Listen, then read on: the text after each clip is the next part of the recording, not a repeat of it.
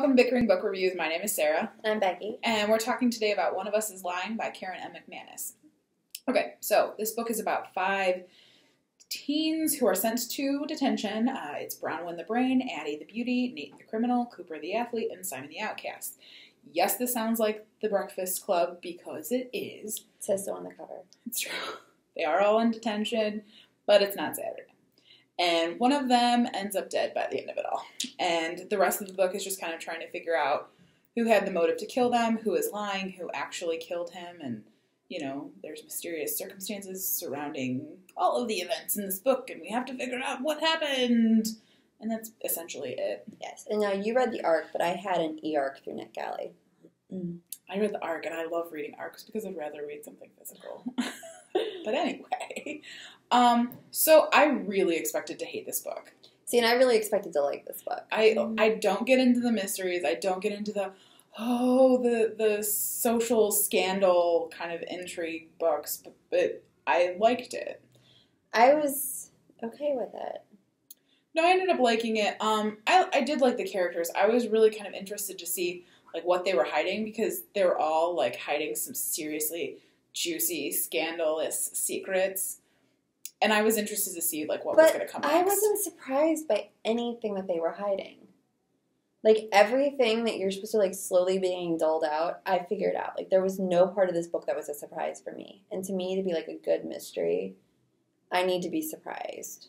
See, and because I'm not a mystery fan, I didn't even focus on that. Like I wasn't trying to. I didn't try to figure out what the mystery was. I didn't really spend time thinking about what they were hiding. I just kind of went along for the ride. See, and I wasn't even thinking. I was just reading it. And when I got to this one part, I'm like, oh, well, that's going to be. Oh, and that's going to be. Yeah, no, I wasn't even focusing. I was living in the moment, Becky. See, I just didn't even. It's one of those books that there are all these different narrators, but they all sound the same. See, and I didn't notice that. I mean, I thought they were different enough.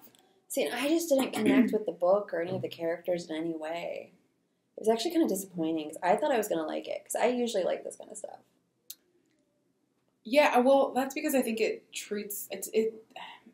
doesn't treat it as like a mystery. It's more of a book about something else, more like a gossip book. But I like gossip books. Yeah, I don't know. Then I don't know. Because you're right, the characters weren't really all that well developed, but the juicy secrets kind of kept me going along. And they weren't like, I was like, oh, like they weren't juicy.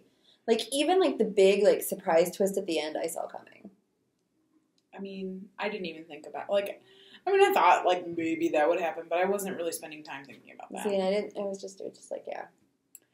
So I mean, but there's really not much else to say about this book, because there's really not much. Yeah, there's not much to this book.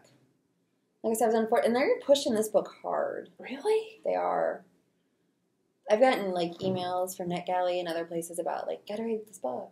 Well, because it's like a Pretty Little Liars, Gossip Girl read-alike. And I think if you liked Pretty Little Liars, you probably would totally dig this book. Yeah, I mean, it's in that same vein. It's very CW. It is very CW. So we should just rate it. So it'll be a television show next year, I'm sure. It's very possible. I'm sure. Because Vampire Diaries is gone, so. They have to fill the void. They do.